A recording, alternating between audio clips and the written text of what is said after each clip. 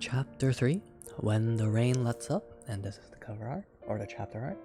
Very, very pretty.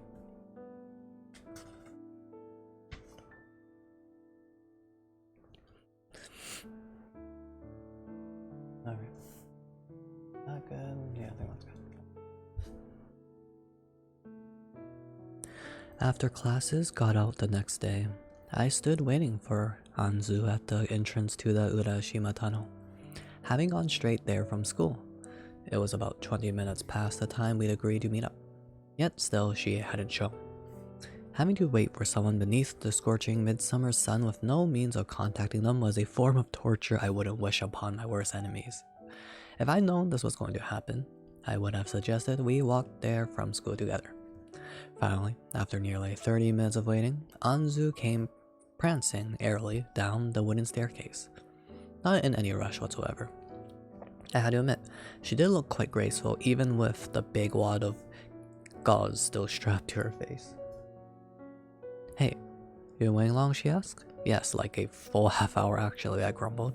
"Wow, that sucks," she said without a hint of remorse. "Anyway, check this out." She reached into her bag and pulled out a spool.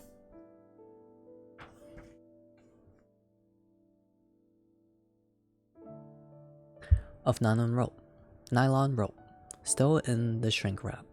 Took me forever to find a store that sold this stuff. Never realized how inconvenient living out in the boonies would be. "Why do we need that exactly?"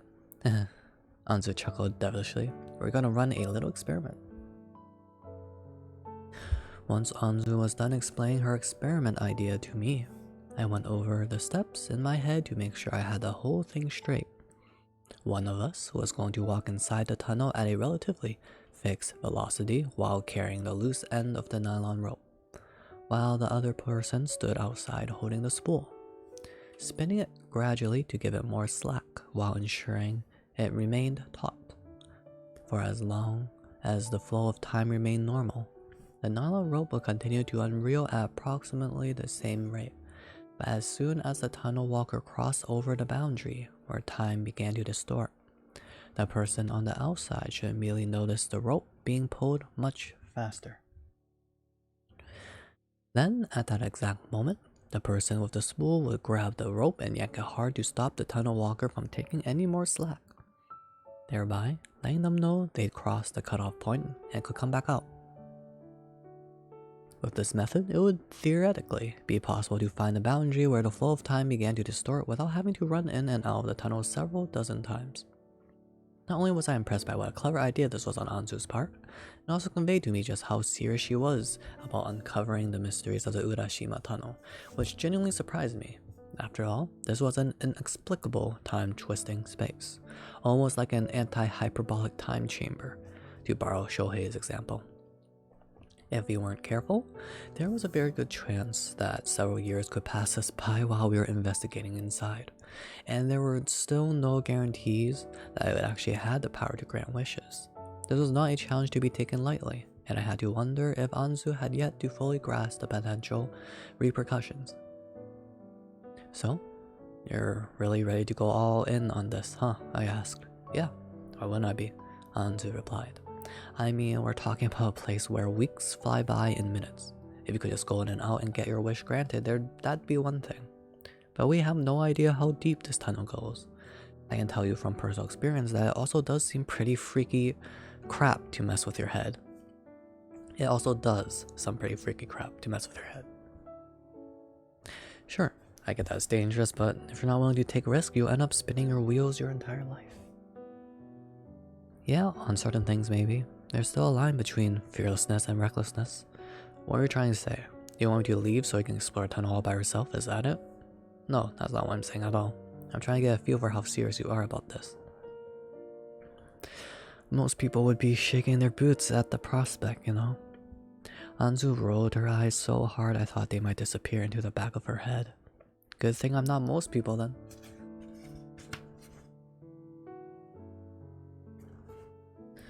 Is that really something to be proud of?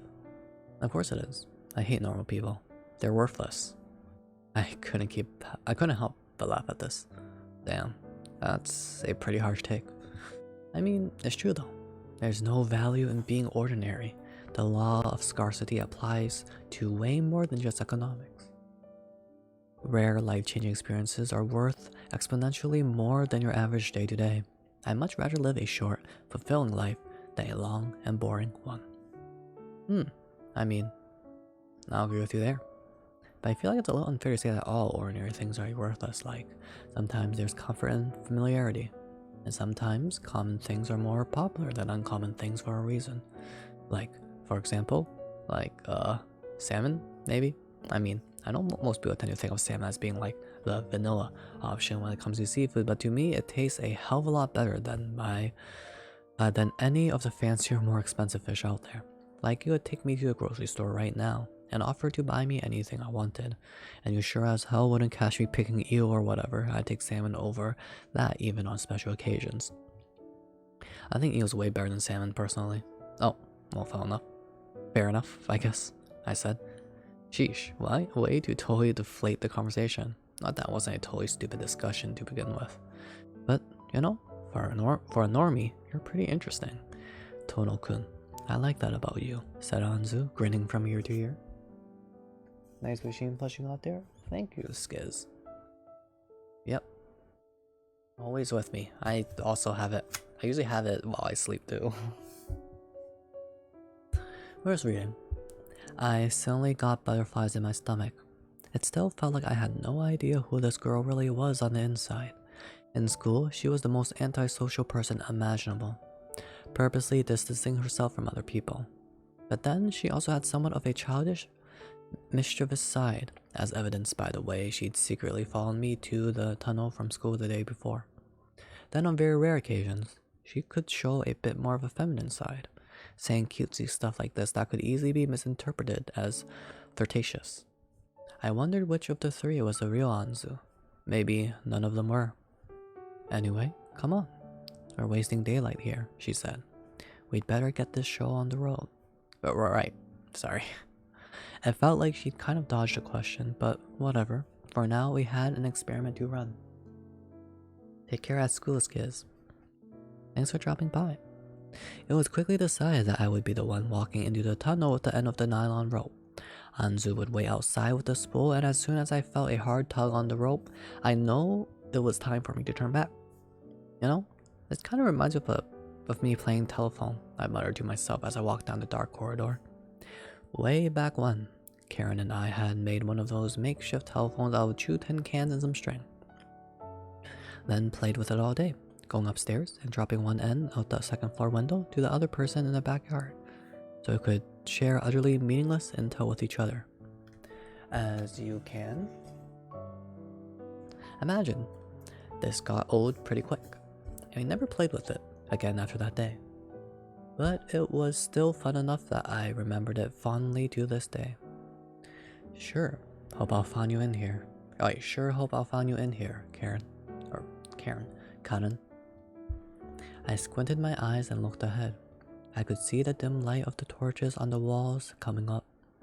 I was getting close to the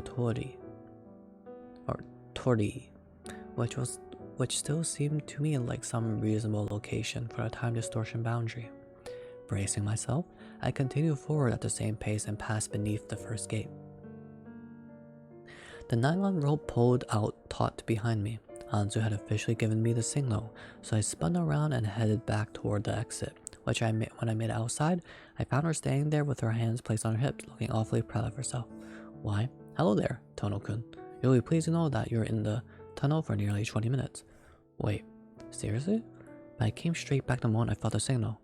Yes, which means you must have already crossed over the boundary at that point. So tell me, how far did you get? Was it right after the first torii like we thought? Overwhelmed by a sudden barrage of questions, all I could do was nod. Yes, it actually worked, until a little squeal of delight. I couldn't help but be charmed by her sudden burst of pure, childlike glee. Now that we knew where the boundary was, we could easily measure exactly how much time distortion went on in there. I was about to suggest that we go do that right away, in fact, but then I realized it was 5:30 and it would probably be dark outside by the time we finished. Why don't we pick back up tomorrow? It's getting kind of late, I noted, but Anzu shook her head. No. I'd really like to get this figured out today if we can, she said, unless there's some reason you need to be home soon. I thought about it. I did generally need to be home so that I could get dinner ready before my father got back from work. But he's been leaving the office pretty late recently, so I figured I could afford to stay out a little longer. Nah, that's cool. Let's get this crap done. Now that's what I like to hear, said Anzu with an emphatic nod. It really did seem like she was dying to know exactly how it worked. Alright, I said. This time I'm gonna try going in there and counting to 3 before coming straight back out. Sounds good to me. I'll wait right here. Or actually, I can probably handle this part by myself if you want. I mean, all I've got to really do is check the time before and after I go in. I'll just as easily tell you at school tomorrow. I know, but we're a team, remember? And now that we finally figured out where the boundary lies, I definitely wouldn't want to miss the big reveal. So I'm staying right here. You sure? Well, if you insist, not like I can tell you no. All I was trying to say was that if I take too long, you're more than welcome to go home without me.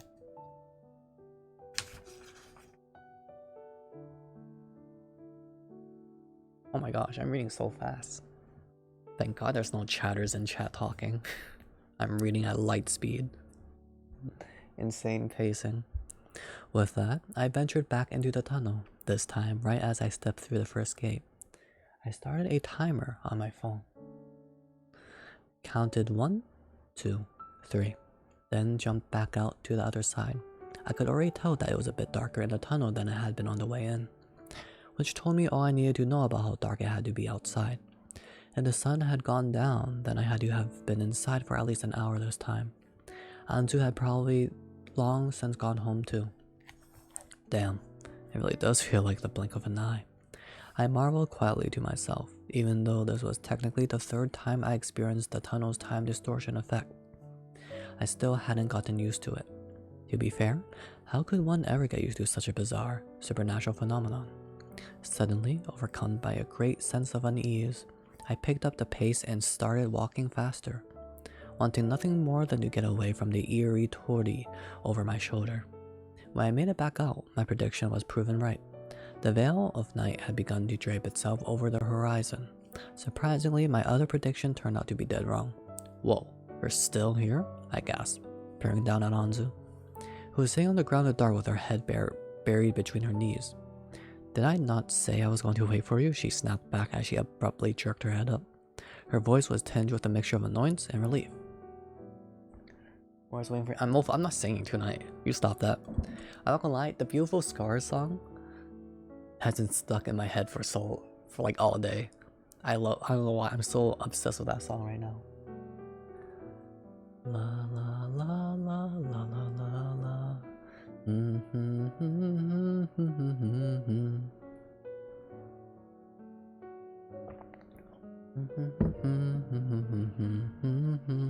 That was not right at all.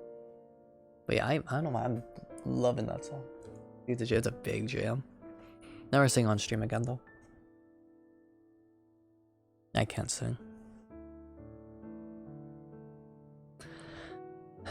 To be sure, the way I'd emphasized the word still probably came across as a bit rude, especially considering how agonizing it must have been to have wait for me out in the dark for God knew how long. I immediately found myself wishing I'd chosen my words more carefully. I offered a sheepish apology. Anzu didn't acknowledge it. Instead, her eyes shot wide open as though she had a sudden epiphany. Hey, enough about that, she exclaimed. What time is it? Oh shoot, good call. I had completely forgotten to check the time on my way out. Anzu shot up to her feet and checked her watch, not taking the time to wipe the dirt off the butt of her skirt. Obviously curious, I leaned in to look down at it as well. It seemed almost exactly 2 hours had passed as I entered the tunnel. 2 whole hours. Gone in a whopping 3 seconds, which meant I guess 1 second in the tunnel is equivalent to about 40 minutes outside. Anzu whispered under her breath, having come to the same conclusion. Then she quickly dug into her book bag, whipped out a pen and a notebook, opened it to a blank page, and started scribbling some calculations.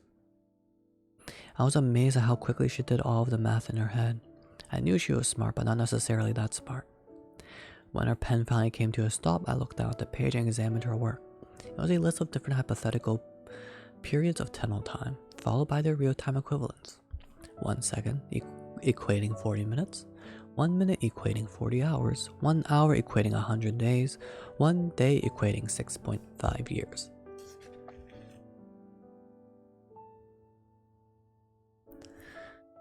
Thus read her calculations. Anzu tunneled to look at me, her eyes wide and twinkling with excitement. 6.5 years in 1 day, are you kidding me? That's crazy. You could literally use this place like a cold sleep pod and skip ahead to the distant future. It was like she'd entirely forgotten the past 2 hours of boredom in an instant. Yeah, that's pretty crazy, alright. At the same time.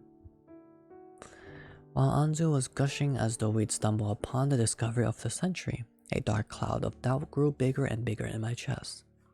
6.5 years in a day. 2 decades in 3. You really could use it for bona fide time travel. No doubt about that. However, that would also mean leaving everything in the past behind. All our classmates would go on to graduate and get jobs without us, and everyone we never knew would continue to grow older while we stayed the same. Kawasaki might not even be around anymore when we came back out, let alone my little house. These were the sort of changes Anzu would have to deal with in order to have her wish granted by the Urashima tunnel. I wondered if she was truly prepared, or hell, on the off chance that the tunnel might grant her wish, since we still had no proof that it actually possessed that ability. On top of that, there could be all sorts of other dangers associated with using the tunnel that were lying in wait for gullible idiots like us. Maybe once you were in beyond a certain distance, there was no coming back out. Granted, these were all risks I was prepared to take if it meant even the slightest chance of getting to see my little sister again. But in Anzu's case, I had no idea what she was after, no notion where her motivations lay. I shot a quick glance over at her. Her face was a little flushed and ecstatic from the exciting implications of our new discovery. Even in the face of such dire possible consequences, she wasn't shrinking in the slightest. She was still clearly 100% determined to conquer the Urashima tunnel, even if she obviously knew it was a bad idea to dive in without doing our due diligence first. Hey, Hanashiro, why are you dead set on this? What are you hoping to gain here? I was this close to saying the words, but I choked them back down at the last second. The last thing I wanted to do was rain on her parade when she was obviously having a total blast.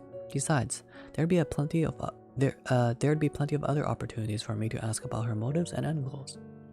One thing I could definitely say for sure though was that we should wait until another day to start the investigation proper. Both to make the necessary preparations and to give Anzu some time to come down from this emotional high and start thinking rationally again. But for tonight, a little celebration in honor of an experiment gone well certainly wasn't going to hurt anyone. It was 2 days after we nailed down the precise time ratio of the Urashima tunnel. I was sitting across from Shohei, making mindless small talk as we ate our lunches when all of a sudden I caught a glimpse of Anzu out of the corner of my eye. She gave off a frigid, unapproachable aura as she ate her sandwich alone. And it was almost enough to make me think the more candid side of her I witnessed a couple days prior had been nothing more than a figment of my imagination. The giant welt on her face was now gone, thankfully, as well as the wad of gaze.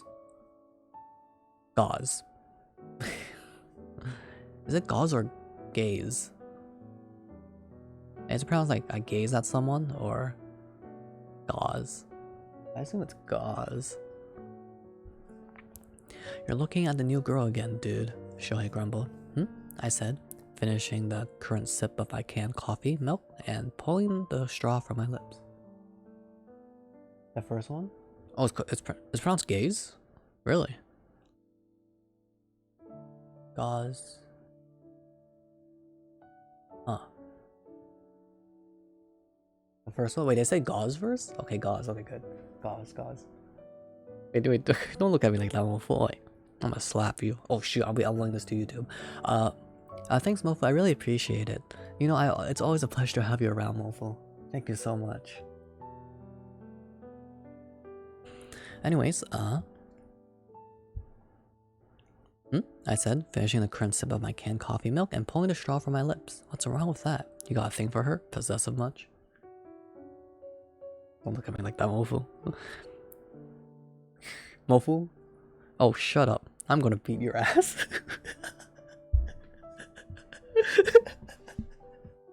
I couldn't say that with a straight face.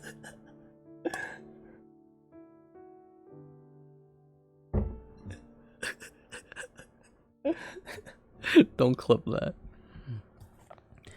It's in the book, okay? It's in the book. Hey, easy, man. I'm just messing with you. Seriously, dude? If you're that curious about her, you should go say something to her. That was so random. I saw the next line, Mofu, and I was like, wait, I'll just say this to Mofu naturally, and then, I wouldn't, and you know, it would be okay. If you're that curious about her, you should go say something to her. You're never gonna be her friend by watching her from afar like a creep. I'm gonna smack you. Mofu, I'm so sorry. You know I didn't mean it. It was just a joke. Well, I mean, I was just reading the book. Mofu. Yeah, I know. I hadn't told a single person about my new working relationship with Anzu, mainly because I figured it'd only draw unwanted attention to the both of us. I could only assume she'd been avoiding talking to me at school for the same reason. Yeah, sure. Wait.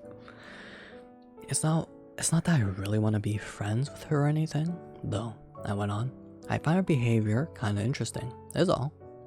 You never know what she's gonna do next.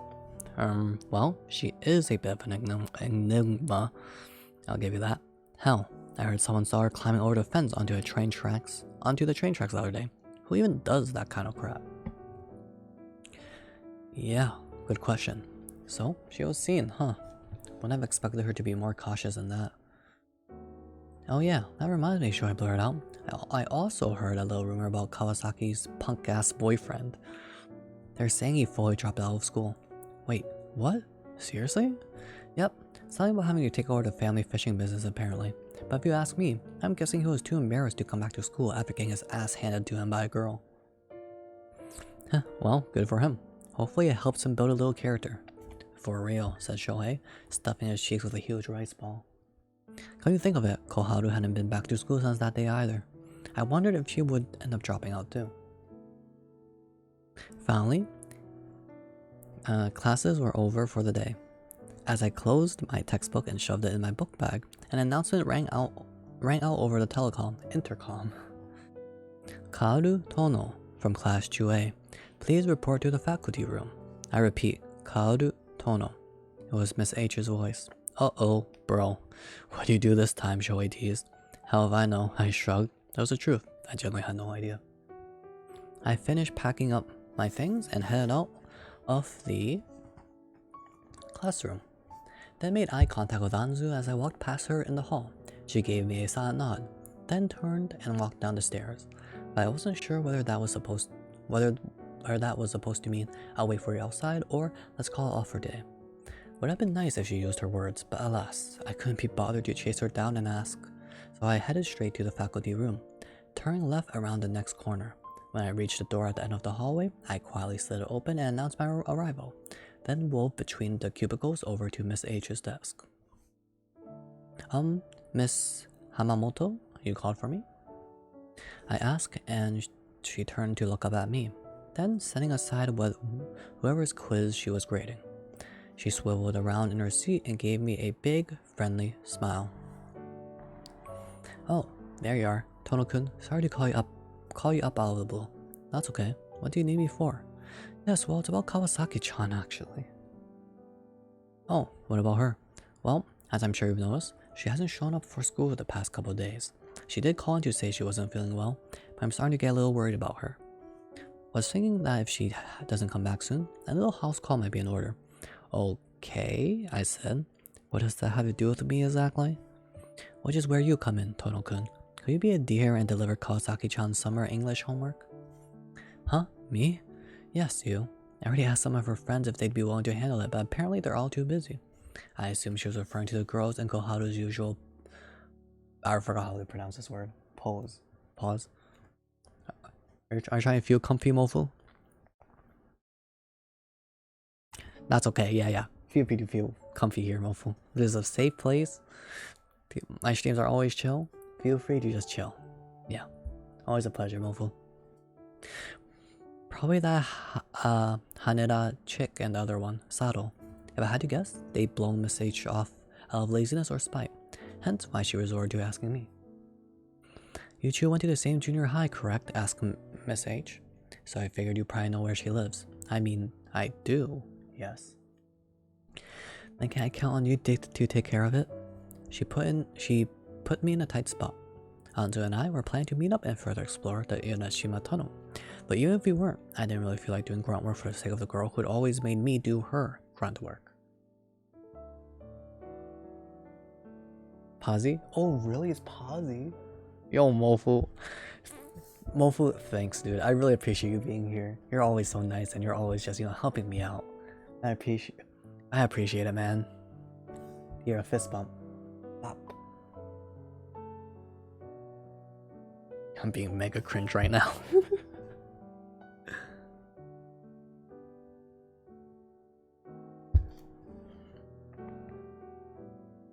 What the heck, Mofu? No, I'm done. I don't care. I'm gonna smack you, Mofu. Don't make me say the line again, though. I'm kidding. Sorry, I kind of got plans this afternoon. Oh, what kind of plans? I was gonna go hang out with a friend for a while. Really? Now? And do what, exactly? Miss H inquired. And I kind of just stood there perplexed, wondering why my teacher would ever need to know that. Then she smiled and dropped the bomb. Not another reenactment of Stand By Me, I hope. Sorry? Come again? The school received an eyewitness report the other day from someone who'd seen that Tono kid walking illegally along the train tracks. You wouldn't happen to know anything about that, would you? What's Stand By Me? Ah, crap. Someone saw that? And you think I just got done judging Hanashiro for the exact same thing? Yeah, about that. Thing is, I missed the train and I couldn't afford to wait for another, so I decided to take a little shortcut home and, so it really was you. Then she sighed disappointed. Oh, Tono-kun, we're typically supposed to call a parent or guardian when we receive reports like this. Oh, God. And my father found out about this, I'd really be in for it. Seeing no other recourse, I panicked and started groveling. I'm really sorry. I promise it won't happen again. Just please don't call my house. You didn't let me finish. I held my tongue and listened to what Miss H had to say. Apparently, the person who called in had requested that the school let me off with a simple warning, as they knew my family had fallen on hard times in recent years, and it was Miss H's intention to respect their wishes. I wasn't sure whether to feel grateful for this stranger's goodwill.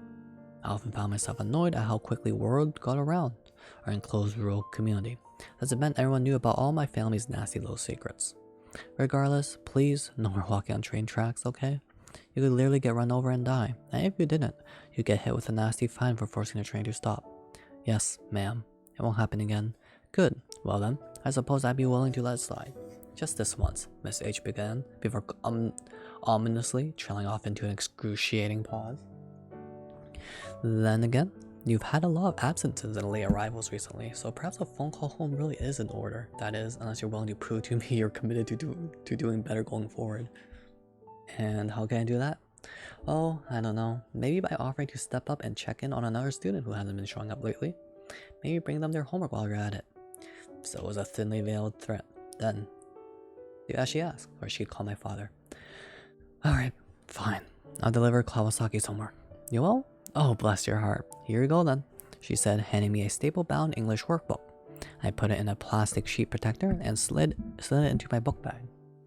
As I walked out of the faculty room, I made a mental note that we need to find another route to the tunnel going forward, even if it required a massive detour. Walking along the train tracks again would be far too risky.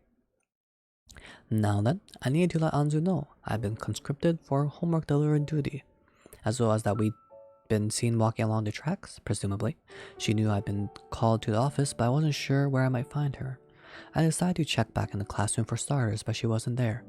Then I figured she might be waiting in the main entryway, but she wasn't there. I suppose it was possible she'd gone home or headed to the Urashima tunnel by herself, but... times like these made me really wish we had each other's contact information. Scouring every corner of the school wasn't going to get me anywhere. So? Oh, wait. But, okay, there. So it was right, okay.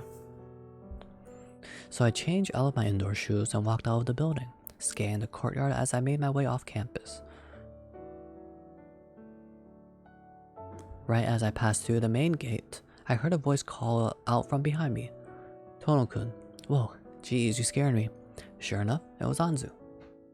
She'd been waiting off to the side of the main entrance to campus with her arms folded and her back against the wall. Took you long enough, she said grumpily as she pushed off the wall. Sorry, I was trying to find you. I would have called you, but alright. I never gave you my number, did I? Nope, but yeah. I was just thinking we should do that. Makes things a whole lot more convenient at least. Yeah, okay, Anzu exclaimed, sounding surprisingly ecstatic as she reached into her pockets and pulled out her cell phone. We quickly typed each other's contact info into our respective address books. This is so exciting, she squealed. I've never traded numbers with someone before. Wow, no kidding. What about you, Tono-kun? Yeah, it's pretty new to me too. You're my only second contact ever. The first had been Shohei for the record. Second, huh? Well, gee, aren't you special, she grumbled. Her expression went from beaming to deadpan in 0 seconds flat. It was quite the dramatic mood swing. She closed out her address book and shoved her phone back in her pockets. So I heard you got called to the faculty room. What was that about? Huh, phone numbers. I don't think anyone ever... Did I ever exchange phone numbers with anyone? Like, I mean with like some friends. Or just certain friends, maybe. Very, very rare though. Like, ones that are like natural, like not like because of a group project or because of school related stuff. Probably just 1 or 2. Not even with Blue? No, wait, actually no, not with Blue. I think Blue did tell me his phone number at one point, but I never saved it. Cause when he did, I didn't have a phone back then. But or I didn't really have a good phone back then. But no, we've always contacted through well, it was Skype. Oh, it was the MMORPG, then Skype, then Facebook, and now Discord. The only one I remember in middle school was it. There was a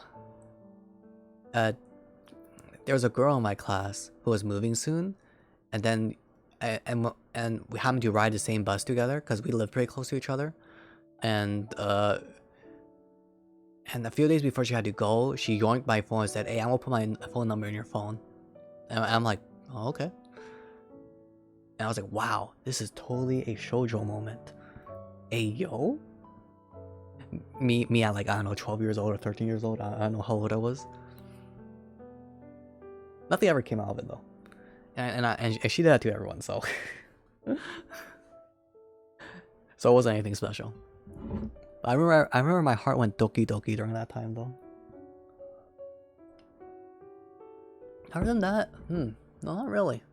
I don't think I really. Yeah, not really. No. And as far as texting on the phone goes, like phone number, like texting with the phone, with the phone number as a contact, it's only my mom. Say about calling, it's only my mom too.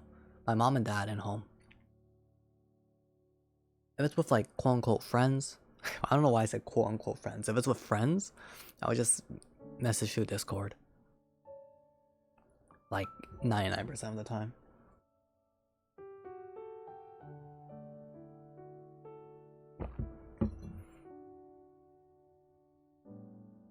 People arrive, chill over stream. Hey Synchro, hope we're doing well.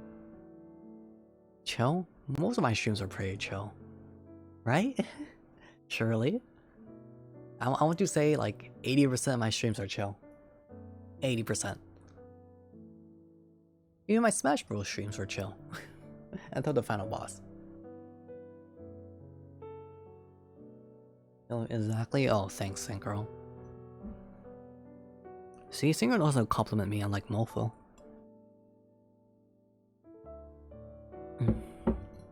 Oh, I guess this is a good... I guess I'm gonna take a break here for a bit. I'm gonna take a break here for a bit. I'm gonna stand up and just chat for a bit.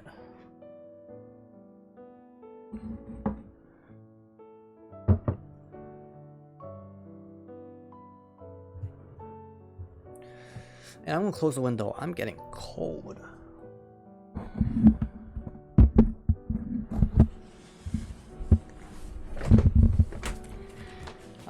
Can y'all hear me? Hello, hello. I'm just gonna go close the window. Right, shut.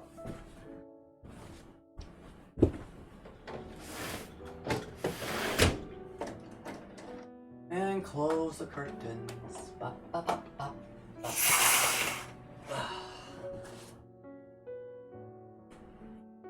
Sure. Alright. Coming back around.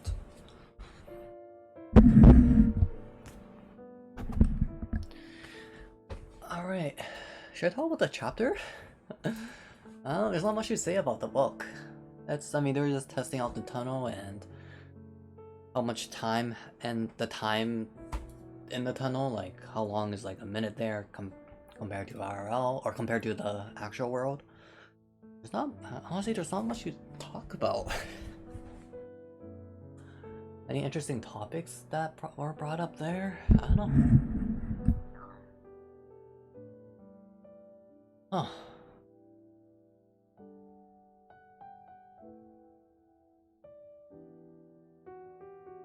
Oh yeah, I see it in movies, and even like in manga too, sure. Where like the main character or like keeps like staring at like a girl or like a dude or whatever, like they keep staring at someone that's like a romantic interest, and the side character will like catch on to that. Does that happen IRL? like even though you try to not make it obvious that you're staring at someone, like you're stealing glances at your crush. Is that obvious IRL? I guess. Not gonna lie, I did that a lot too. I can't tell if I was sneaky or just everyone was like, huh, that guy kind of cringe.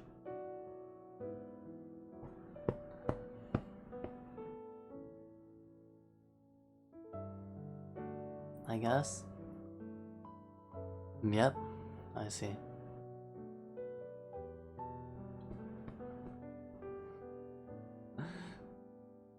Me trying to look natural, I would just like move my eyes slowly, like turn around, slowly look towards the ceiling, but as my eyes would like move towards the ceiling, that trajectory, it would pass by my crush. You did that too, Mofu? What the heck? I was lying. I was just testing people in chat. Shame on you, Mofu. Mofu, that's creepy. I'm kidding.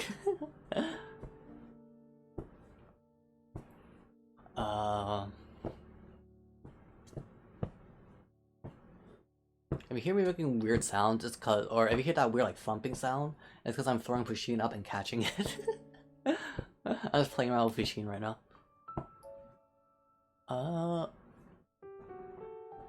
What else? What else? Wait, stop staring at me. Oh, wait. Honestly, I'll probably end stream like 30 minutes. I'm reading really fast. I'll probably end stream in 30 minutes. I'll still just read 36 pages. Honestly, I want to end stream and draw. I'm gonna draw off stream and just chill. And practice. Or just, you know, listen to streams too. Cough cough Mofu please start stream. Want to watch it, I'm bored. I'm kidding. I just want to chill. What else? What else? From the book. Stop staring at me like that. There's the... do y'all teachers ever be like, hey, can someone take this thing to me to another class or like to the school office? Did that ever happen to you? Like at the school, the teacher's doing something and they like need to go to like a different class or the school office to turn in something, but they have to manage their own class, so they would call a student or pick a student to do it for them. And then in my classes, everyone will like raise their hands and want to do it because that means getting out of the class and just walking as slow as possible to the office. Like you're walking at like 0.2.5 or 0.25 speed to the office. So that you can spend as much time outside of the class and take like a freaking hour to come back. That was me.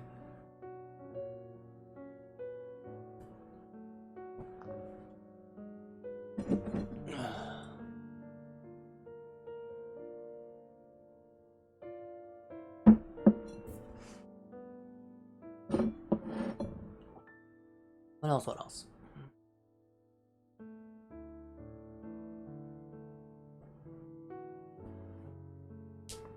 Anything else on the book? I don't know. Sure you. Wait, what do you mean shame on me? I'm pretty sure you did the same, Mofu. There's no shot you didn't do the same. Me timing my bathroom breaks strategically so that I can shave like 5 minutes off from class here and there. Wait, actually look up to me, Mofu? Get wrecked. Hey, name. LL, is it relatable to you? What else? What else? I don't think there's anything else. From the book, from the book.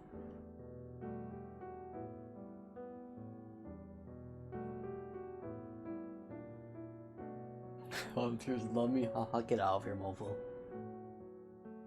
In middle school and high school, were like the cliques or groupies, were they always like divided by gender? Like it's always like the male students hang out with each other and the female students hang out with each other and never like them together?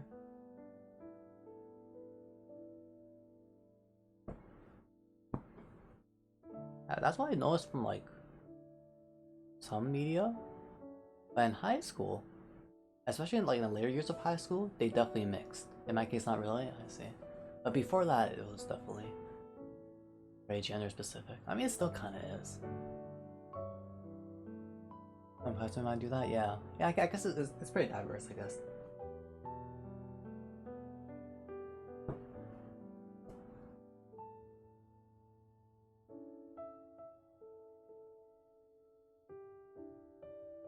All I'm doing is bring up topics that I like noticed from the book.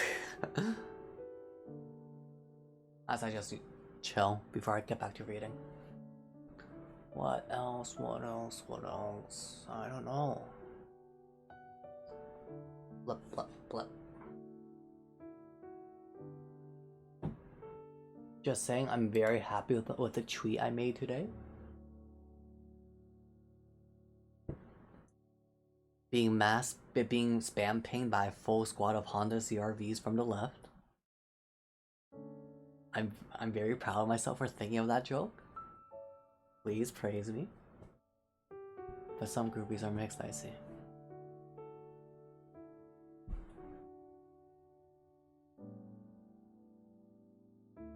Cringe? What the? Man. I'm gonna tweet and at you, Mofu, saying this dude's stinky. Wait, shoot, someone posted something in clubs. Is that you, Mofu? Don't tell me that too. Oh, shoot. Why did you... It's that, isn't it? Why is there a happy face? I'll listen to it.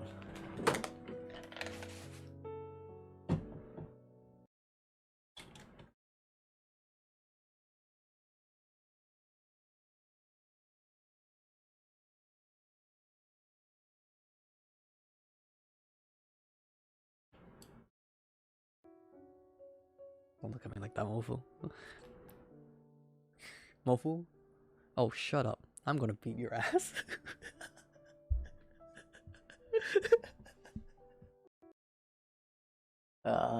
Yeah, that didn't happen. That never happened. You know, Mofu, when you put happy faces there, it sounds like you like that stuff.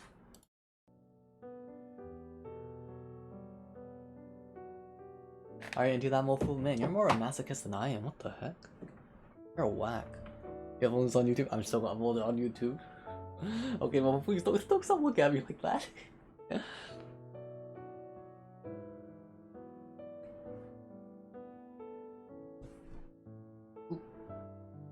Drop pushing. I can't believe this. It's 1 hour and 2 minutes now. I should probably get back to reading. Alright, let's get back to reading.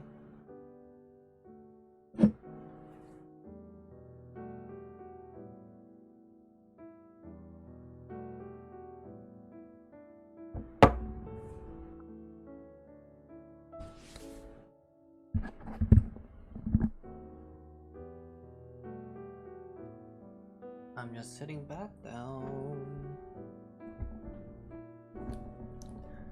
Don't drop the camera or don't kick the tripod and do a sudden face review. Really, Mofu? Really? Very sus, Mofu. Very sus. Alright, testing my voice. Test, test, test, test. The tunnels do summer. The exit of goodbyes. Alright. Well, we're just saying her mad sus right now.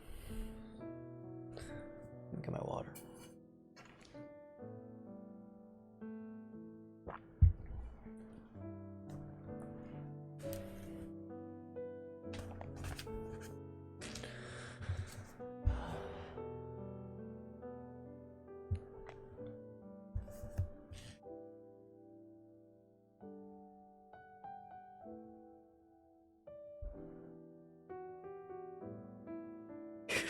Wait, what does nugs mean again?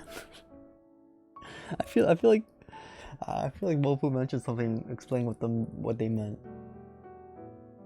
That just means money, right? God damn, Mofu. Mofu, I feel like it's unfair for me to oh right, you did mention that. Mofu, I'm gonna slap you, oi. Do you actually need them? I might have sold all of them. Or they're in my inventory. If you actually want to play Animal Crossing, you want to get on after stream? Or I can get on after stream. What time is it? Oh, 1:14. Yeah, I'll probably be before Chew when I end. Me too. No one invited you. No, I'm kidding. I'm kidding.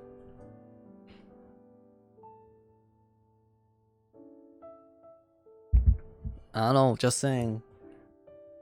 Fade and Koba seemed pretty lonely playing Raft. When you were playing Raft alone. Soloing and doing all the content. Oh, Mofu, let's go. Wait, no, Mofu, please don't leave me. Mofu, no!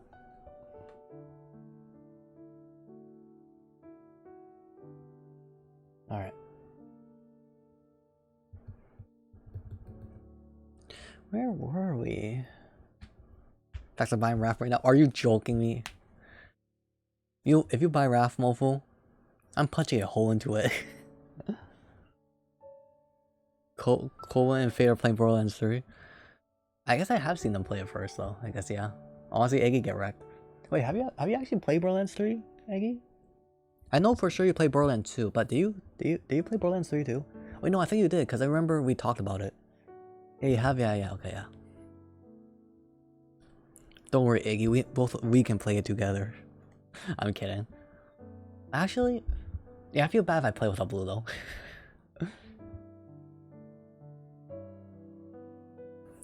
If I do play again, I'll probably play with Blue for the new DLC.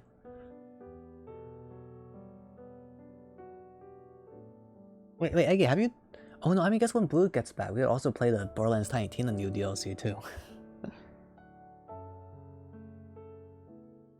Yeah. Have you played any of the DLC from Borderlands 3? I loved the Handsome Jack DLC in Borderlands 3. That feeling when the best part of the story in Borderlands 3 is still Handsome Jack. Oof.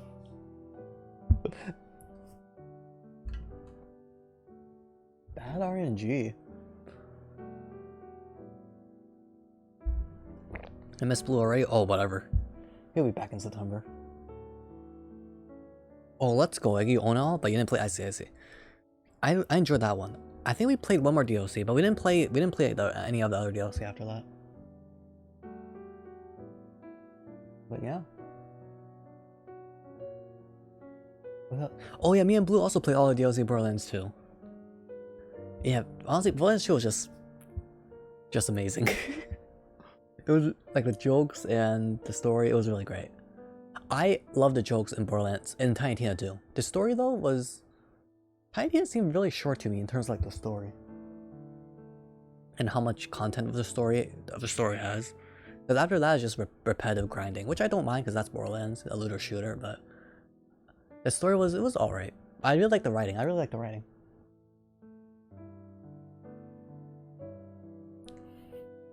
The story of Borderlands 2 was amazing. But I'll be honest, it's gonna be so hard to get back into Borderlands 2 after playing Borderlands 3 and Tiny Tina because of just like the quality of life updates in those games. And the combat. And Borderlands 2 is not bad, but it just feels so clunky after playing Borderlands 3 and Tiny Tina.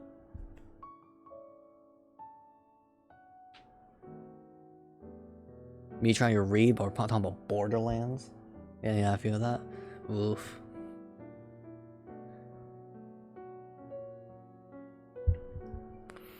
Yo, I chose the worst character accent. I chose a commando. It was so bad. When me and Blue did OP levels or Digistruck Peak, all I did as accent was I just threw my turret as bait, and that was the only worth I had.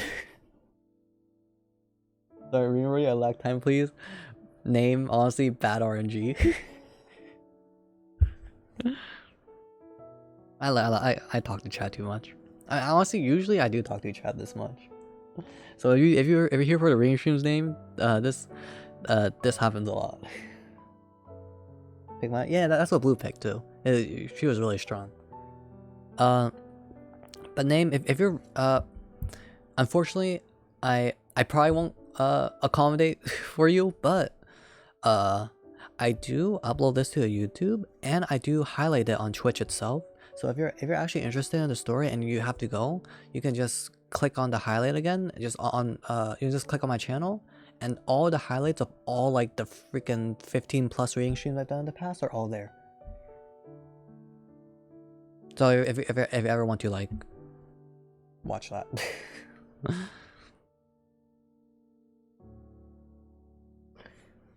I heard Jay and A inviting me to play Borderlands 2. I'm just waiting Jay right now. Heck W.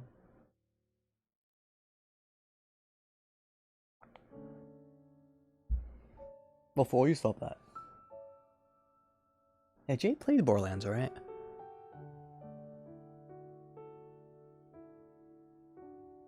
Mofu, are you really gonna add one more game to your list of games? How's Final Fantasy 7, Mofu? How's Final Fantasy 14? How's Omori? How's Sifu?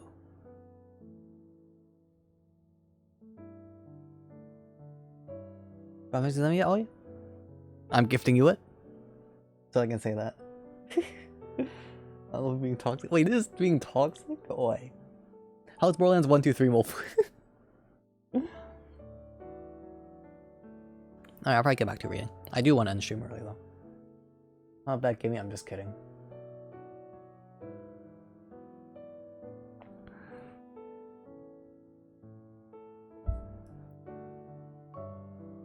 I'll gift you it on your birthday. It'll have demo version in the name. I'm not sure why, but I'll gift you that version. Cause it sounds cool. The demo version. Sounds cool, right? Alright. Back to reading. Alright, y'all can stop chatting now.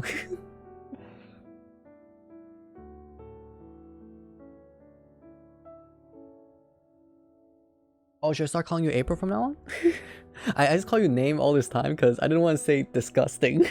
I didn't want to call you disgusting because that seems mean. It's also when I first met JB so nasty, I felt so bad calling him nasty, because I wasn't used to calling him Jay, because Jay Septic Pig, that Jay, found my channel first and would chill on my channel first, or Chad first. I knew him first, so I called him Jay, and when Nasty came along, I just called him Nasty, which was kind of weird. And yeah, April, have a good one. Yep, it's either YouTube or Twitch. Highlight or on YouTube.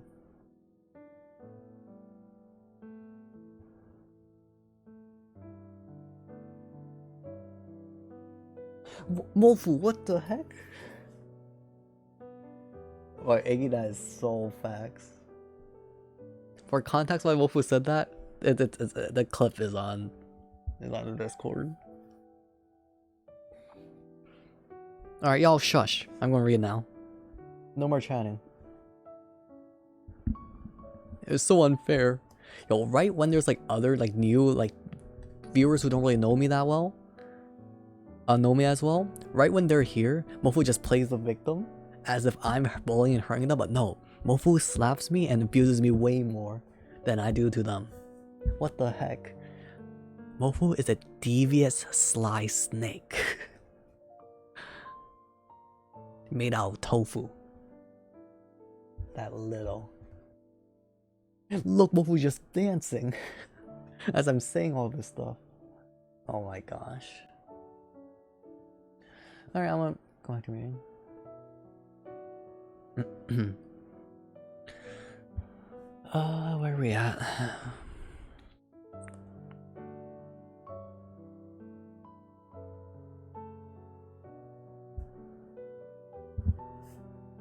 Okay, I think it's here.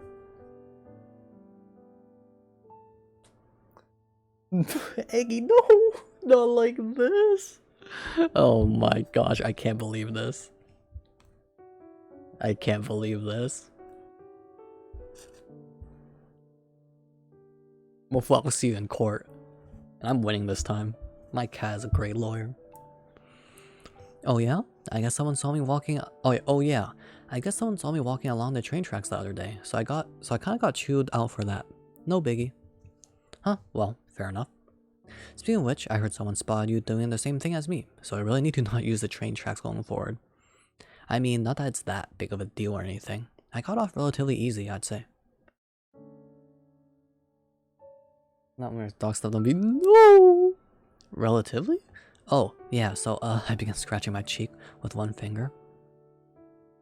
I actually got roped into running an errand for Miss H. Gotta go stop by Kawasaki's place and drop off some homework for her.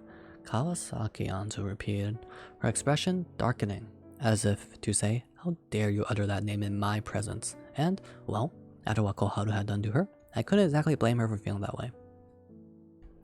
Yeah, so I think we'll have to call for the investigation for today, sorry. Alright. Anyways, I better get going. I'll see you tomorrow, I said and started walking toward the nearby bus stop.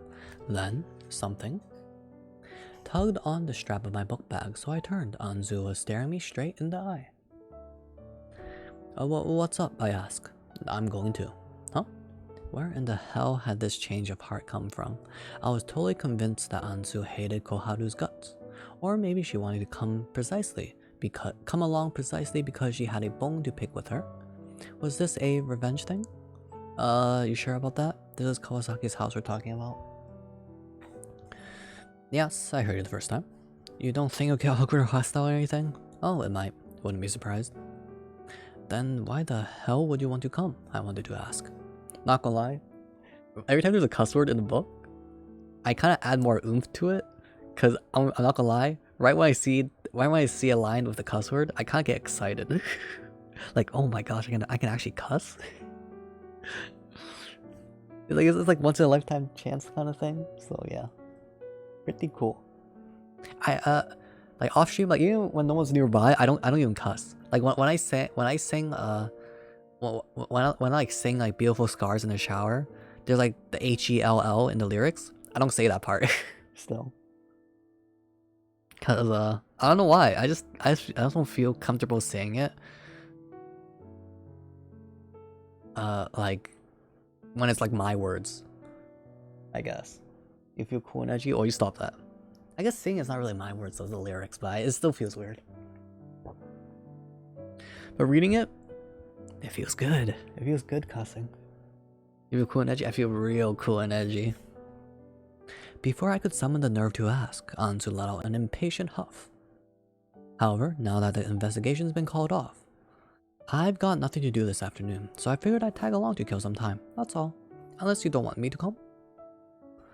I mean, it's fine, I guess, but we're just dropping off some homework and leaving, so I'll better not catch you throwing hands. There's no way this was... Is this what was said in Japanese too? It got translated into this? So I better not catch you throwing hands. Wow, excuse you, I would never. Or legs, I would never. With that, we made our way down from campus and hopped on the bus. The plan was to ride it for 6 stops, where we'd get off only a stone's throw away from Koharu's residence. We were leaving school a bit late, so there were actually very few other Kawasaki High students on the bus, and certainly none who were sophomores like us. We sat at the very back of the vehicle, and I lazily gazed out the window and watched the scenery pass by as the driver took off. When we passed through the shadow of a nearby hill, I could see Anzu's face reflected in the window pane. She was sitting directly beside me, her nose buried in her book from the moment we settled in. Curious as to what kind of book it might be, I tried to examine the front cover through the reflection, but all I could really make out was the backside of an illustrated cat sitting on its haunches. I figured it was one of those, what would life be like from this animal's perspective type of stories. all I knew was she'd been reading this book for a while, as it was the same one she'd had her nose buried in before she punched Koharu in the face. So, do you totally hate Kawasaki or what? I asked randomly, turning my head back away from the window. Yep, I hate her guts, Anzu said without a mote of hesitation, not looking up from her book. Then why are you coming to her house? Because I want to go wherever you go. He said it like it was the most obvious thing in the world, and my face went bright red in turn. Easy, Kaoru. Don't get the wrong idea. You're just working together. Nothing more than that. I cleared my throat and did my best to keep my cool. Yo, not gonna lie, I don't have any experience in relationships, or like even like flirting and all that stuff. But if anyone were to say this line to me, or like anything remotely close to like that might be suggestive, I'm like, wow, this is totally a shoujo moment, a manga moment. Poggers. Samuel Mignano Rodriguez. Hello, hope you're doing well. I actually don't recognize your name, but you're not a first-time chatter. Let me click on your name.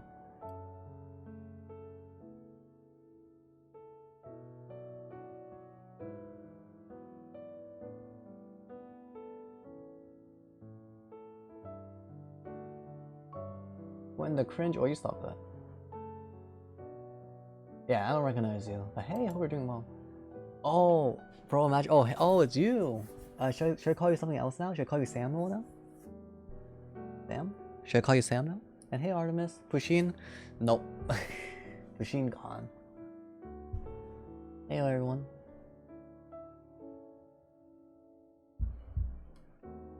I don't mind. Alright, I'll call you Sam now.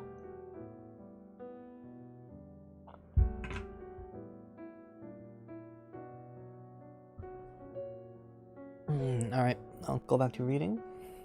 I can't say anything about my cringe stuff now that more people are here. And not just Mofu. I don't care if I say cringe stuff to Mofu. Mofu's already used to it. Let's go, Sam. Bully Eggy. Eggy's been mean to me. Well, not really mean to me, but Eggy's been biased towards me. Facts, you should be honored, Mofu. That means I'm comfy enough to be cringed with you. That sounds horrible.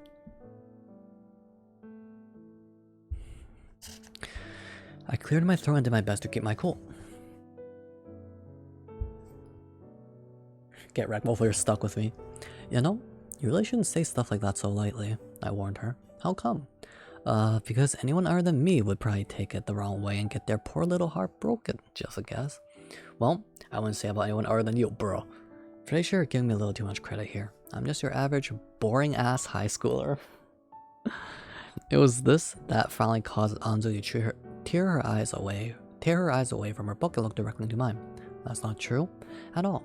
You're not boring or average, Tono-kun. If you ask me, you're about as abnormal as they come. Am I supposed to take that as a compliment? Obviously. Well, if you say so, I guess, I said with a shrug. Then rested my elbow on the windowsill once more. Shortly thereafter, the bus driver announced over the intercom that we were approaching the stop nearest to Koharu's place. So I pushed a button to request our stop. Oh, Discord server? Alright, send it, Mofu. Or Eggy. Oh, sorry. Lily thinks he's not cringe 24/7, Baka. Oh my god. Eggy, I'm gonna smack you. Alright, Sam, go bully the heck out of Eggy tomorrow when he streams. As the bus rolled up to the stop, I handed the driver 300 yen. Then descended the stairs and onto the sidewalk. Almost immediately, I smelled the pungent scent of wet earth. I glanced at the towering white thunderhead slowly advancing throughout the western sky. Looks like we're gonna get rained on. You think? You think? I say you think so much that I say yeah so much that every time when I read you at the start of the sentence, I say yeah instead. You think? Said Anzu. But it's so nice out right now. Nah, I'm pretty sure. Come on, let's hurry and get this over with. We quickly headed into the direction of Koharu's house, just a little way down the road. We came upon a compact apartment building with an okonomiyaki shop on the first floor. Koharu's family lived on the upper level of this building. We climbed the stairs and soon arrived at the door with the Kawasaki nameplate beneath the covered outdoor walkway. When I rang the doorbell, a loud ding-dong could be heard echoing from inside the building. followed by the sound of hurried footsteps darting over wooden floorboards. The Discord server is not too it's not too active, if I'm being honest. It's just me saying good morning, good night all the time. Who is it? Called the occupant to swing open the front door. It was Koharu. She was clearly in stay-at-home mode, judging from her t-shirt and baggy sweatpants, as well as the thick-rimmed glasses perched on her nose. I'd known her since junior high, but this was my first time ever seeing her in glasses. I quickly deduced that she may have worn contacts at school. She seemed a little frazzled by the sight of us, but she quickly snapped back into her usual indignant glare. What do you want? Koharu demanded. Miss H needed someone to drop off her summer homework. And you guys volunteered? Not exactly, but hey, we're here now. Great. There was a slightest hint of sadness in Koharu's eyes. Maybe she'd picked up on the fact that this likely meant that all of her usual Posy. It's Posy, right, Mofu? It was Posy? Such cute emotes, Sam. Had turned their noses up at the desk and was? Man, learn a new thing every day. Man, I'm so cool that I knew how to pronounce the word from the start without needing any help whatsoever. All me. Now, pretty dejected about how quickly her so-called friends had abandoned her, or maybe I was projecting. Back to business, I held out the workbook and she took it without a word. Maintenance person is now my brother? Wait, are they talking in the Discord? Is the teacher talking? Oh no, be careful, Sam, that guy might be sus. No, I'm kidding, he's pretty funny, or he's pretty chill. I held out the workbook and she took without a word. However, as I was gearing up to say goodbye and put an end to this strained interaction, I heard a strange sound creep up from behind me, almost like the hiss of TV static. I turned around and sure enough, it had already begun to rain. Your name is Hitsu? My name is Hitsuji. Oh really? What the heck? I pronounce it as Ichira because that's how they told me to pronounce it, so I say Ichira. Hitsuji? Wow, that's a cool name. Great. It was a sudden downpour like I'd never seen. As I stood there wondering what the hell we were supposed to do now, a woman's voice called out from inside the apartment.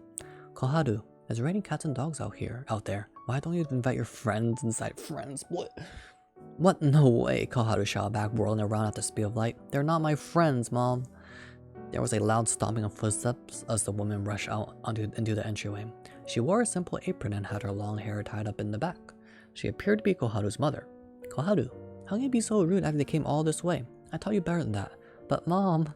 Sorry, you two, Koharu's mother smiled, pushing her aside. She can be a bit of a grump sometimes, don't take it personally, feel free to come on in. Anju and I looked at each other, shrugged our shoulders, and then walked inside as instructed. Koharu, despite obviously being quite peeved about this turn of events, showed us to our room without any further backtalk. When we got there, she motioned with her chin for us to have a seat, so we both obeyed and hunkered down on the carpet. Mofu, no. Wait, you actually need that much money? Don't worry, Mofu, I got you. Honestly, I'm just gonna come to your world and just fish with you and help you make money like that. Look at your furniture. But you have to do it on your own, Mofu. I can help you earn money by fishing, but I'm not giving you any of my savings. Aside from my little sisters, I'd never been in a girl's bedroom before. There was a vaguely sweet fragrance that I'd never smelled in any of my male friends' room. However, the room itself was far more austere than I would have expected from a girl as wild as Koharu. Just a simple writing desk, a cream-colored dresser, and a closet. Hell, if it weren't for the bookshelf full of fashion magazines, one might have been forgiven for not realizing this was a teenage girl's room at all. Hey, quit looking around like a snoop, Koharu snapped. Sorry, I said, immediately turning my eyes down to the ground. Mofu needs Animal Crossing money? Artemis, don't help Mofu. Mofu needs to do everything on their own. Sam, no, don't expose yourself. Artemis, no, do not help Mofu. You're not allowed to help Mofu.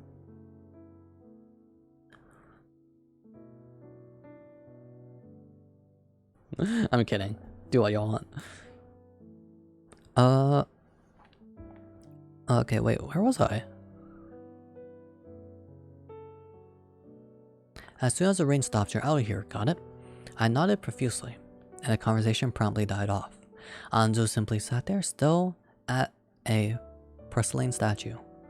While Koharu fidgeted restlessly with her phone in her chair, the only sound that pierced the silence was the pitter-patter of raindrops on the window pane.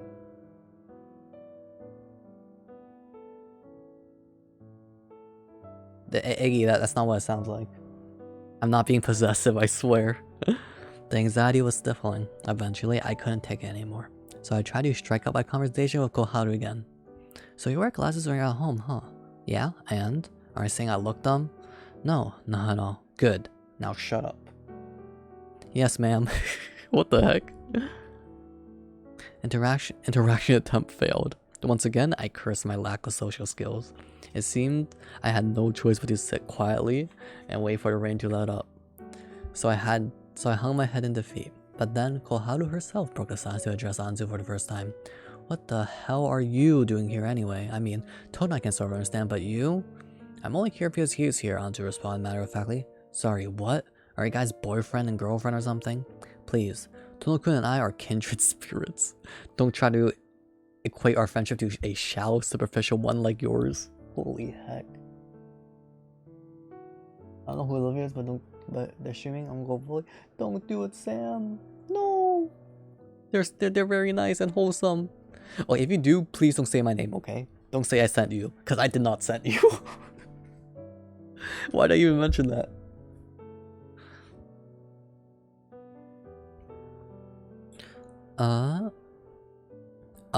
Gross. I literally have no idea what that means, and I'm not sure I want to. Wait, what do you mean like mine? Aren't you dating that juvenile delinquent you try to sick on me? Sick on me? I mean, I've never seen the word sick used IRL. Besides, like, in Borderlands. Sick them, squire. At this, Koharu clammed up. We're not dating, she answered in a small, mousy voice. Wait, you're not? I chimed in, generally a little shocked. Granted, Shoei had mentioned before that the rumors were unsubstantiated, but they still seemed more believable to me than the alternative. He decided on his own to start acting like we were. Then I guess some genius saw that and assumed it was mutual, though I clearly wasn't into the guy at all. Huh, no kidding.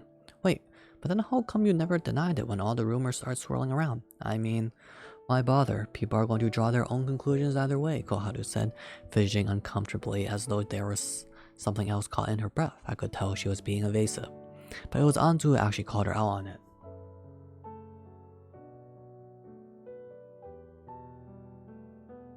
Is sick? Yeah, SIC. I mean, it means like attack them? To beat up? Let me search up what it means.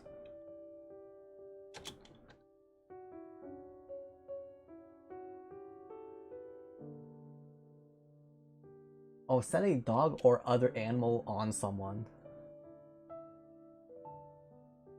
Set someone to pursue, keep watch, or accompany, I see. So basically, if you want your dog to attack someone, like you unleash your dog to attack someone, sick them, dog. Mofo, please stream. I need a clown for emote. That's one of my most used emotes.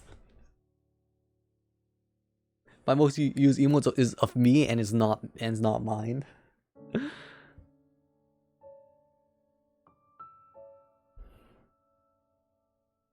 Alright, where were we? Oh, I get it now. So you didn't like him, but you also didn't want to completely deny the possibility. I need to check the time.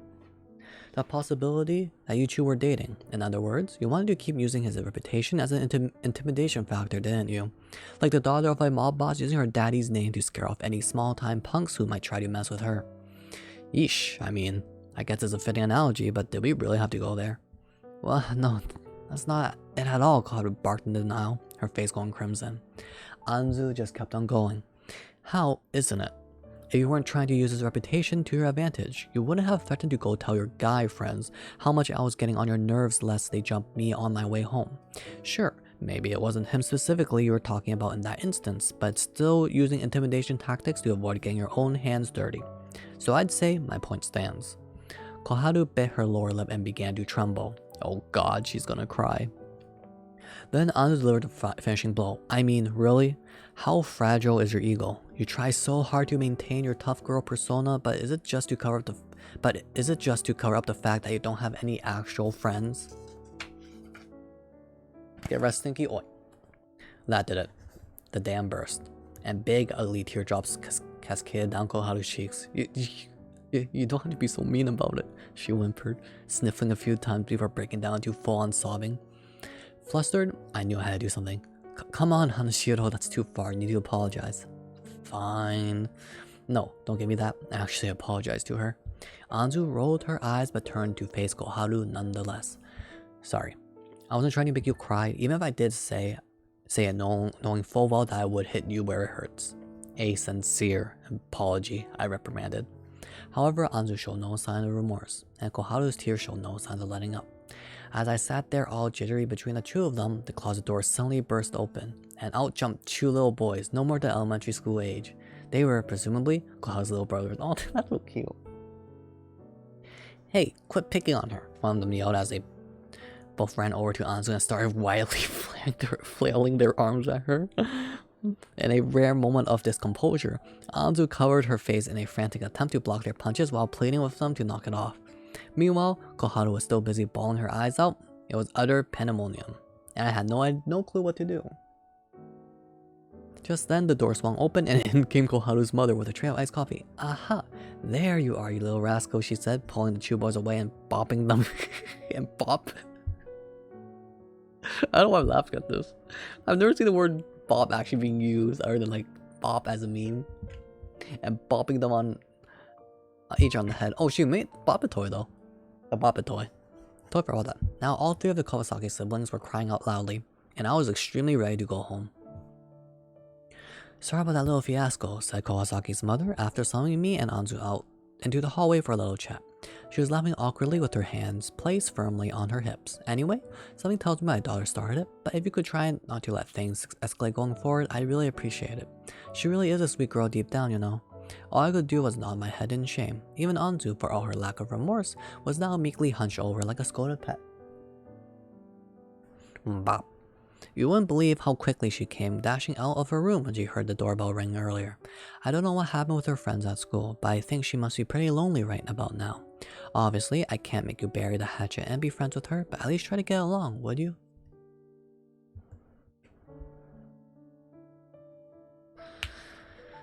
Yes, ma'am, I replied, then looked over at Anzu and simply nodded. Great. Well, it's still raining pretty hard out there, so feel free to stick around and take it easy a little longer if you like. With that, Koharu's mother retreated down the hall into the other room. If we like, she says. After what just happened, it would be pretty shameful to bow out and go home now. So I opened the door to Koharu's bedroom once more, where we found the three siblings engaged in some sort of card game on her bed.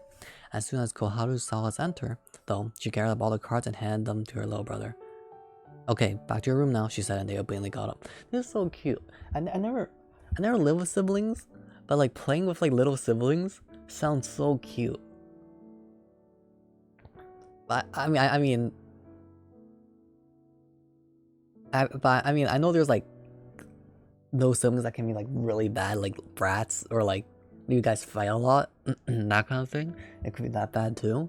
But like the image of just like playing card games on like the bed with your siblings sounds so chill and comfy and cute. Oh my gosh, I grew up as the only child, so.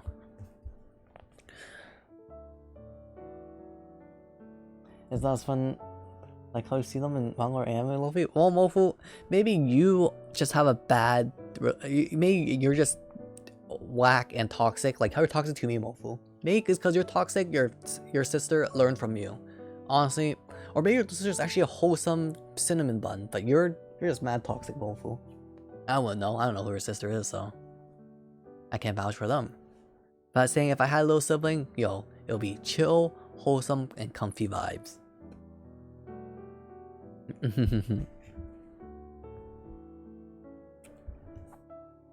If they pick on you again, sis, just let us know. Just let us know, said one of the boys. Yeah, we make them pay next time, said the other. The two boys stuck their tongue out at us as they marched out of the bedroom, taking their adorable sibling dynamic with them. Now alone again in the room, how do we just kind of stood there uncomfortably for a while until she suggested we sit down and we obliged. So what did my mom say to you? Nothing much, I said, making an amused mental note of the fact that she apparently called her mother Mama. Most of the time to take it easy. She asked you to be friends with me, didn't she? All I could do was smile sheepishly. Koharu grabbed the beanbag pill at her side and promptly buried her face in it. Ugh, she's so embarrassing. This sucks. Just kill me now. Obviously, I knew she wasn't literally saying she wanted to die, but it still felt terrible to hear her so mortified. Yep, I didn't have enough experience dealing with women to know how to talk my way out of this one. You've got a weak mindset. You've got a weak mindset. You a beta, Anzu cut in ruthlessly. Yikes, man. Now that I had any better ideas as to what to say, but I knew that sure as hell wasn't going to remedy the situation. I tried playing mediator once more. Come on, Hanashiro, you're the one who took things too far. I just act like you want to make it up to her. Sheesh. What's the point in pretending? I'm not going to take back what I said. I know, but still. You're too soft, Tono-kun. No, you're unreasonably harsh. As you carried on arguing with one another, Koharu suddenly lifted her head back up out of her pillow. Hey, how do you act so invincible all the time anyway? She asked Anzu in a meek little voice, like a puppet seeking guidance from their master, which might have been exactly what was happening. Now that I thought about it, I turned and gave Anzu the sternest glare I could muster, demanding she answer this one in good faith or else. Hey, Mofu, why you slap me? You sheesh too. Anzu apparently got the message, because she slouched her shoulders a bit and begrudgingly began to explain. I mean, it's not like there's a secret method to it, however, if I had to sum it up, I'd say it's all about not being afraid to punch people's lights out. Well, that sure wasn't the sort of thing you expect to come out of a teenage girl's mouth. You've got to set hard boundaries for what you'll put up with internally. Like, if someone does this, that, or the other thing to me, I'm going to punch them in the face. Once you do that, it's easier to analyze situations and yourself from a top-down perspective. Helps you keep a level head and avoid letting your emotions take control. What do you mean by top-down? Asked Koharu, tilting her head. Yeah, sorry, not the best metaphor, but you know those old video games where you're looking down your character and you can see their HP and MP and all that jazz off to the side? It's kind of like... Oh my god. This is... Is this Anzu? Anzu using a game analogy? Why when I use a game analogy RL, it's cringe, but when Anzu does it, it's cool. And well thought out. What the heck is this? It's kind of like that, where I try to see your emotions as quantitative values and act accordingly based on the overall severity of the situation. Rather than making knee-jerk responses, just like how you might only use a potion when you get below half health, you gotta actively decide to only take a swing at someone after they cross a certain line. Mofu, take notes by the way. After seeing your final boss fight against in Final Fantasy Stranger of Paradise, take notes from Anzu. Oh, and you always want to get the first strike, if at all possible, because most of the time, all it takes is one good hard punch to leave people too stunned to respond. Also, if you know your opponent's a lot stronger than you, don't be afraid to arm yourself accordingly or resort to underhanded tactics, whatever it takes to get the job done. Alright, my voice is dying. Wait, I'm gonna go get water real quick. My voice is actually dying and I ran out of water. BRB.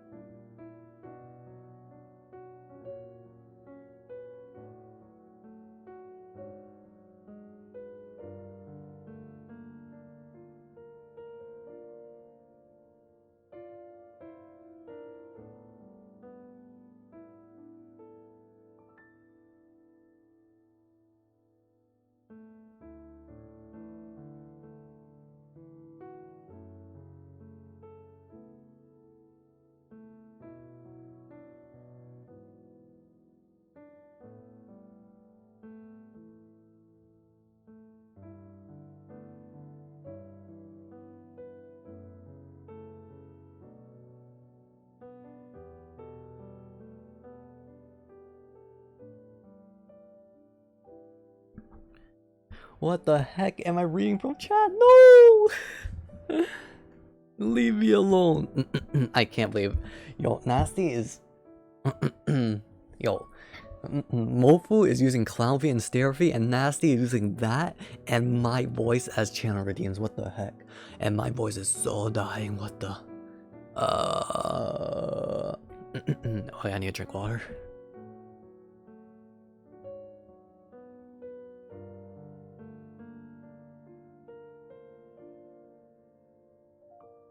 Oh, my voice just went down bad low. I think it's because I'm reaching my limit for reading today. I read a lot.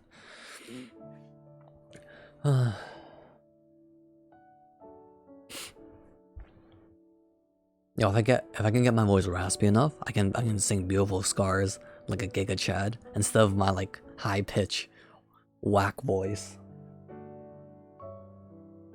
Okay,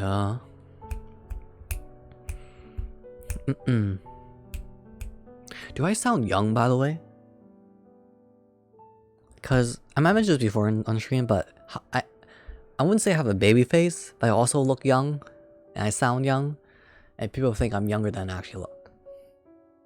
And I'm like, bruh.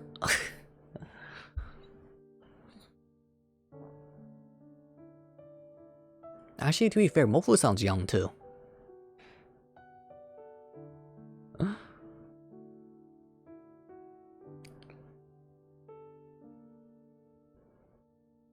Yeah, Mofu sounds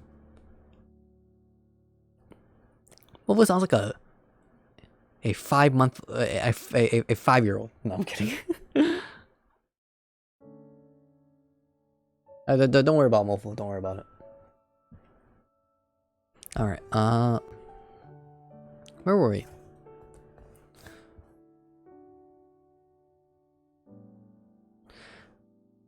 It was a surprisingly. I finished this part, right? Or did I stop halfway? No, I finished this part. It was a surprisingly detailed explanation. A bit highly unsettling them. Just how many fist fights had Anzu got into in her lifetime? That's crazy. I could never do that, Koharu said, sulking. Neither could I, to be fair. I mean, I'm not saying you should go around picking fights just to build confidence, but you have to learn how to face your problems head on, or you'll be a bluffer your entire life. Nothing's going to change unless you do. Koharu shuddered visibly. Her face was starting to go pale. Where do I even start? Mofu, what the heck? Stop being so violent! Don't ask me, that's your problem. It looked like Koharu was about to start crying again, so I nudged Anzu with my elbow.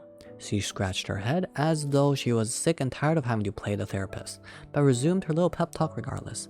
Anyway, my point here isn't that violence can solve all your problems. For the record, again, this is about setting your own boundaries and sticking to them. Staying true to your convictions and not letting anyone peer pressure you into doing otherwise. Do it long enough, and not only will it build up your self-esteem, but you'll also be a much cooler person in general. There's nothing more uncool than insecurity. It's that same insecurity that led you to hide behind that temperamental thug's reputation and let everyone in school think you two were dating, isn't that right? I mean, yeah. Well, there you go then. My advice to you would be to start living on your own terms for once. I don't care what those terms might be. Just set expectations for yourself and follow through on them. It'll probably really suck at first, but it'll help you get much closer to the person you actually want to be. So I'm pretty sure you'll be a lot happier in the end. The person I want to be? Hey Trenchy. Haven't seen you in a while. Yeah, every Thursday I do reading streams, Trenchy. There's like my 15... I don't know how many streams I have done. How many reading streams I've done. Maybe I'm at the 15th one. I've done a lot.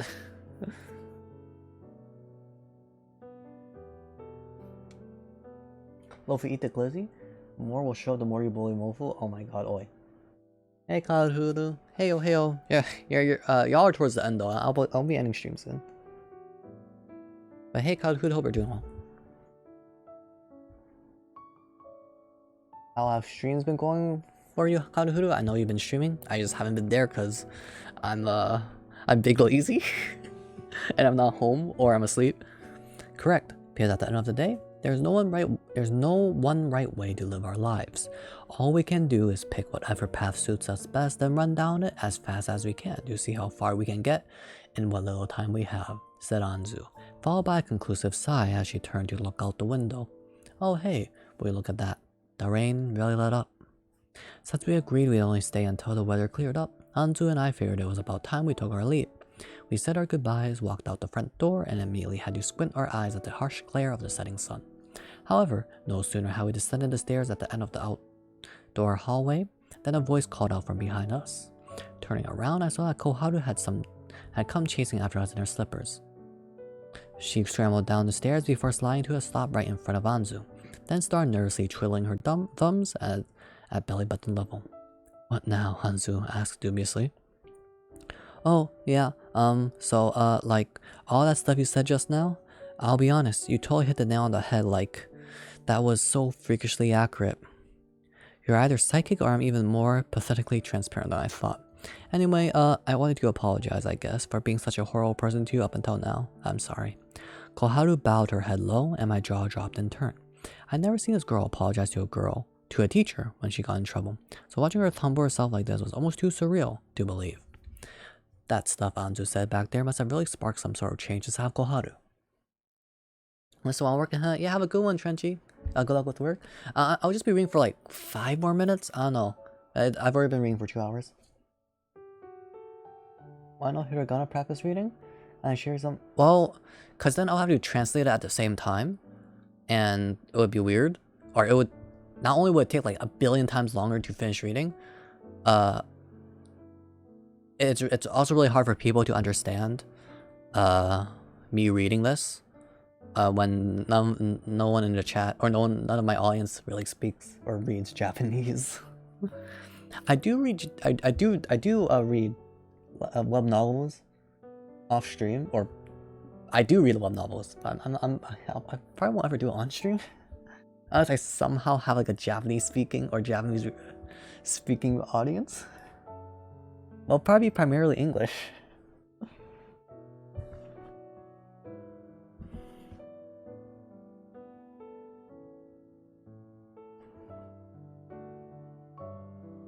I just love hearing people in my background.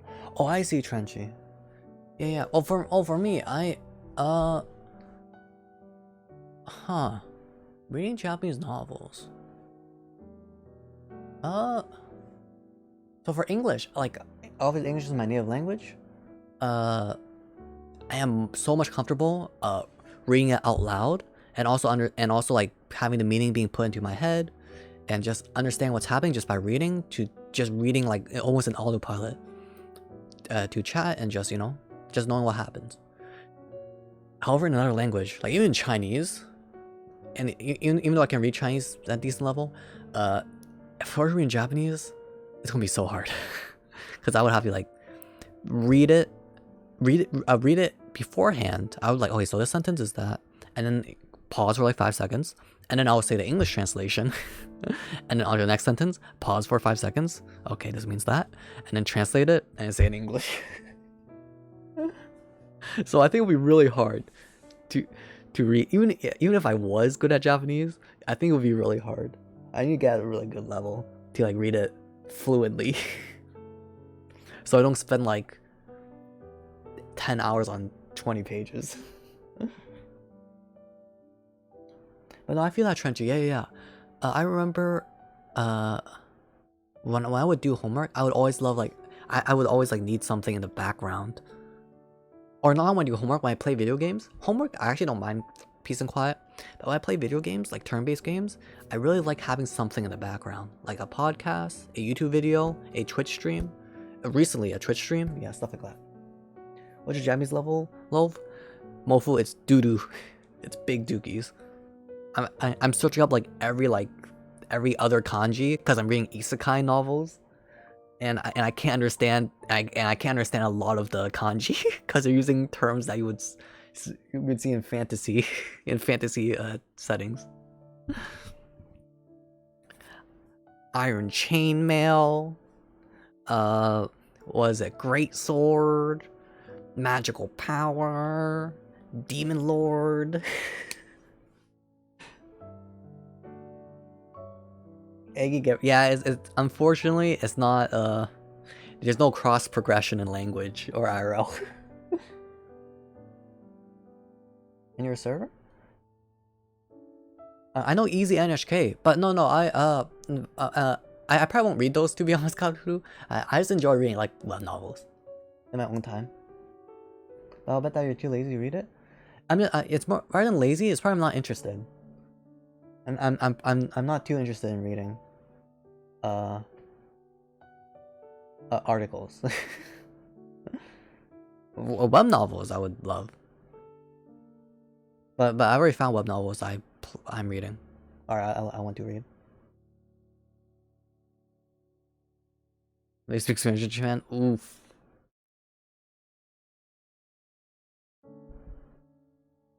But yeah. Mainstream, hey Kiwi. Yeah, it's every Thursday. Wait, I feel like Kiwi, I feel like you mentioned this before too. You're like, wait, hand review? Reading stream? But yeah. Yeah, every Thursday. Not last Thursday though. Last Thursday something happened, I forgot. What happened last Thursday? Wait, why didn't I do a reading stream last Thursday again? I don't remember.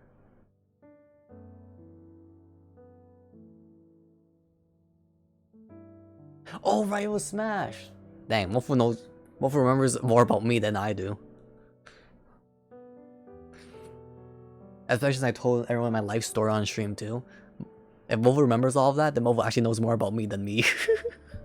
Because I probably forgot everything about myself already. Alright, let's continue reading. Where were we? I totally forgot. I think we're here. It haunts me in my sleep. Let's go. Anzu seemed pretty taken aback by this too. That was a good long pause before she actually responded to the apology. It's fine. I'm not hung up on it. Well, if you say so. Oh, Antono? Yeah, I replied. I owe you this. Koharu reached into her pocket and pulled out 300 yen bills. Then practically shoved them into my hand. Oh, hands I never saw it. Really? I feel like I feel like you've been to one of my reading streams before, Kiwi. But I don't know, it's been a while. Wait, what's this for? I never lent you this much money. It's to pay you back for everything I've extorted from you. I don't remember the exact amount, so I'm sorry if it's not enough. Nah, that's okay, don't worry about it.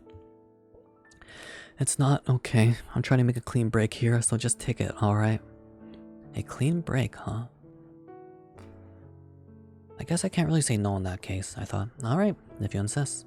I pocketed the bills, then we said our goodbye to Koharu yet again, before leaving the apartment building behind. We walked in silence along the rain-slicked sidewalk, inhaling the scent of fresh precipitation rising up off the asphalt. Countless puddles lined the roadway, the biggest and most transparent of which reflected the blinding lights of the setting sun. We soon arrived at the bus stop. I checked the schedule and saw that the next bus wouldn't be arriving for another 20 minutes. Unfortunately for us, the nearby bench was utterly soaked from the rain. Oh, we had no choice but to wait side by side. Okay, let me see if there's a good stopping point. Okay, I think we should stop here. We'll stop here. Had no choice but to wait side by side on the shoulder of the road. How do you think of it? There's a bookstore nearby my school. I might buy Japanese someday. Hey, let's go. It was quieter all around. What the heck, Fade? Hey, Fade. Oh, I can't believe this. Off in the distance, a lone evening cicada sang its song.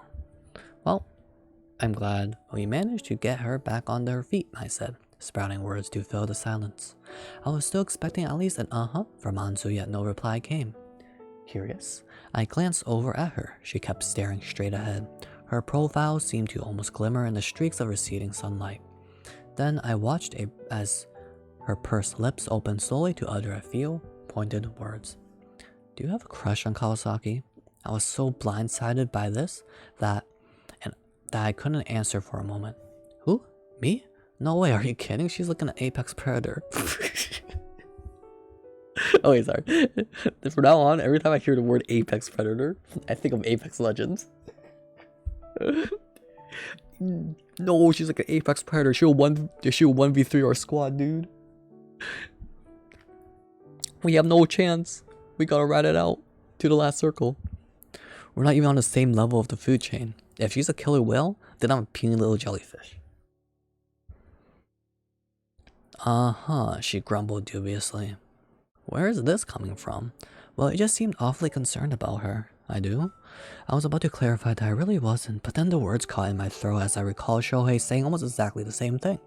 The Stockholm Syndrome conversation.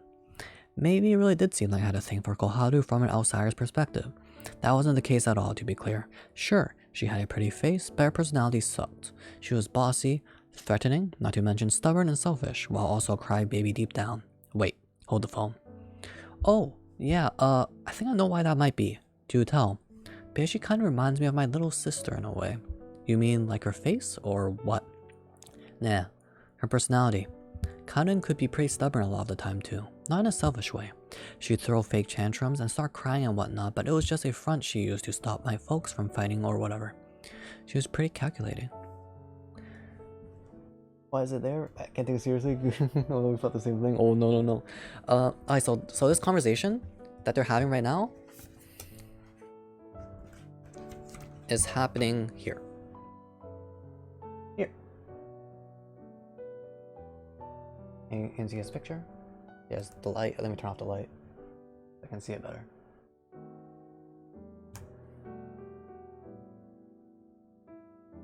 So here, it would say, okay, now with the light, I can't read. Wait, it's so dark, I can't read. I can't read it. Wait, I don't know why, but it's brighter on stream than it is IRL. So I'm gonna read it. I'll read it through Streamlabs. The sun. Do you have a crush on Kawasaki?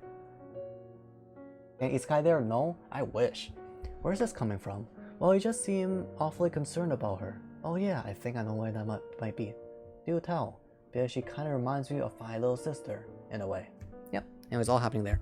Also, they just closed the book without forgetting, without bookmarking it. I remember the page number though. It was 148, right? Yeah.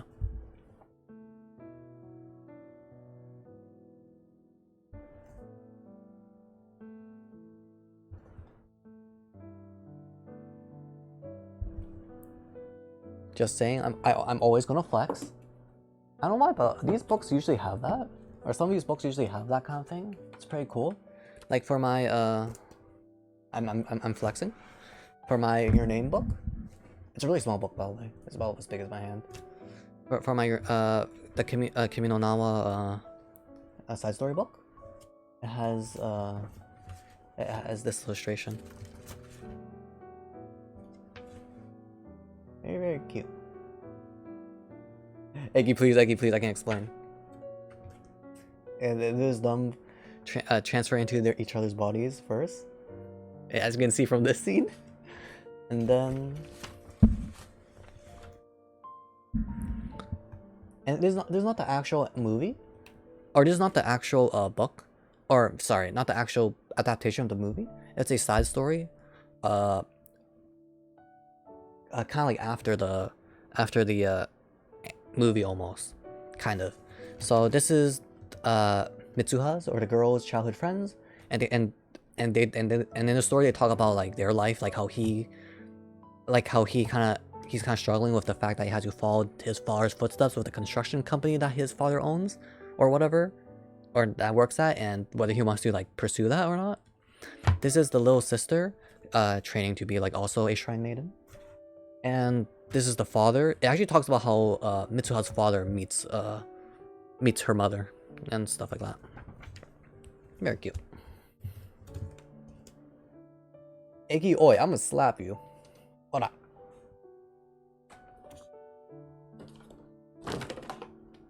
I wonder what book I'll read next. I wonder if I'll buy a new book or we'll read Fireworks. I don't know if I want to read Fireworks though. That's up to bad reviews, but it seems pretty chill to read though. Wait, oi.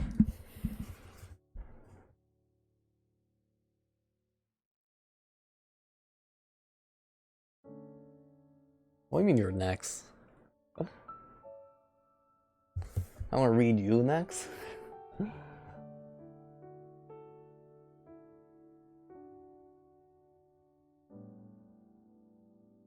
Okay.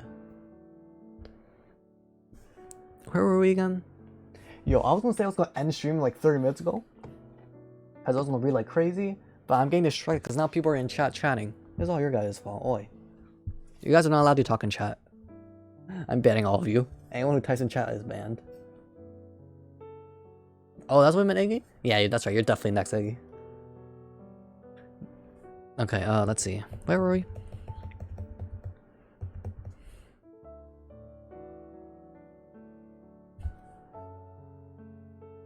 Not here. Talks in chat, oh my gosh. Oh, no, you do, Trenchy. Cotton had been a super sharp kid. She realized early on that for a lot of families, it was the kids holding the marriage together. Anytime our mom and dad start having even a minor domestic dispute, she instantly picked up on it and started begging them to take us to the amusement park or the aquarium or whatever, an attempt to relieve the tension and force them to start making amends. I knew it hadn't just been me imagining things either. She had definitely been stubborn on purpose. Not sure I follow, said Anzu. Yeah, sorry. I'm bad at explaining these things, but trust me, I definitely don't have any deeper feelings for Kawasaki or anything, I said conclusively, putting an end to the conversation before it could go any further off the rails. Then, I asked a question of my own in rebuttal. Besides, you seem pretty concerned about her too, you know? What with all that genuine life advice you gave her? That's just because her mom asked us to get along with her. Pretty sure she meant, you kids play nice now, not literally. Make my daughter see the errors of her ways and turn over a new leaf. Yeah, well, some of us are overachievers, Tonokun. There wasn't really anything I could say to that, especially since the proof was in the pudding. Anzu seemed to have had a generally positive impact on Koharu, for now, at least. Whether it would actually last was another question entirely. On that note, the conversation died off and we stood in silence for the remainder of the time it took for the bus to arrive.